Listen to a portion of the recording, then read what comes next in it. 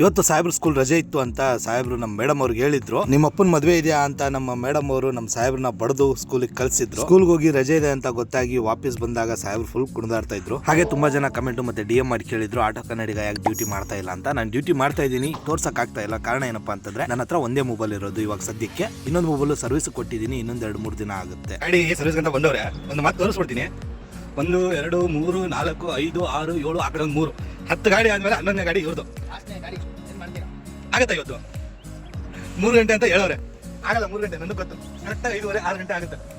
ನೆನ್ನೆ ಒಬ್ರು ಪ್ಯಾಸೆಂಜರ್ ಅವರು ಅರುಣ್ ಅವ್ರ ಗಾಡಿಯಲ್ಲಿ ಮೊಬೈಲ್ ನ ಬಿಟ್ಟು ಹೋಗಿದ್ರು, ಅದನ್ನ ಹಾಗೆ ಇಟ್ಟಿದ್ರು. ಬೆಳಿಗ್ಗೆ ಕಾಲ್ ಬಂತು, ಅದನ್ನ ಕಾಲ್ ರಿಸೀವ್ ಮಾಡಿ ನಾವು ತಂದು ಕೊಡ್ತೀವಿ, ನೀವು ಟೆನ್ಷನ್ ತಗೋಬೇಡಿ, ಎಲ್ಲೇ ಇದ್ರು ಅಡ್ರೆಸ್ ಕೊಡಿ ಅಂತ ಹೇಳಿ ಅವ್ರ ಅಡ್ರೆಸ್ಗೆ ಆ ಮೊಬೈಲ್ ನ ತಲುಪಿಸುವಂತ ಕೆಲಸನ ನಮ್ಮ ಅರುಣ್ ಭಾಯ್ ಅವರು ಮಾಡಿದ್ದಾರೆ. ತುಂಬಾ ಥ್ಯಾಂಕ್ ಯು ಅರುಣ್ ಭಾಯ್. ನಿಮ್ಮಂತವರಿಂದಾನೇ ನಮ್ಮ ಆಟೋ ಚಾಲಕರಿಗೆ ಒಂದು ಒಳ್ಳೆ ಹೆಸರು ಬರೋದು. ತುಂಬಾ ಜನ ಆಟೋ ಚಾಲಕರು ಪ್ರಾಮಾಣಿಕವಾಗಿ ಕೆಲಸ ಮಾಡ್ತಾರೆ. ಅದರಲ್ಲಿ ನಮ್ಮ ಆಟೋ ರಾಜ ಅರುಣ್ ಅವರು ಕೂಡ ಒಬ್ರು. Fun world give away video record ಮಾಡುವಾಗ ನಮ್ಮ ಹಿರಿಯ ಚಾಲಕರೊಬ್ರು ಬಂದು ಮಾತಾಡಿಸಿ ತುಂಬಾ ಅಪ್ರಿಶಿಯೇಟ್ ಮಾಡಿದ್ರು ನಮ್ಮ ಈ ಲರ್ನ್ ಕನ್ನಡ ವಿತ್ ಆಟೋ ಕನ್ನಡಿಗ ಕೆಲಸನ. ಅವ್ರಿಗೂ ಕೂಡ 2 ಟಿಕೆಟ್ ಅನ್ನ ನಾನು ಕೊಟ್ಟಿದ್ದೀನಿ.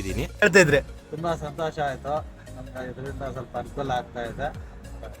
ಗಂಡ ಹೆಂಡತಿ ಇಬ್ರು ಹೋಗಿ ಎಂಜಾಯ್ ಮಾಡ್ಕೊಂಡು ಬನ್ನಿ. ಸರಿ ಸರ್, ಫುಲ್ ಪೈಸಾ ವಸೂಲಾಗಬೇಕು. ಎಲ್ಲದರಲ್ಲೂ ಕುತ್ಕೊಂಡು ಎಂಜಾಯ್ ಮಾಡ್ಕೊಂಡು ಬನ್ನಿ. ನಮ್ಮ ಆಟೋ ರಾಜ ಅರುಣ್ ಅವ್ರಿಗೆ ಬಾಯಿ ಹೇಳ್ಬಿಟ್ಟು ನಾನು ಬಂದೆ ಮನೆ ಕಡೆ.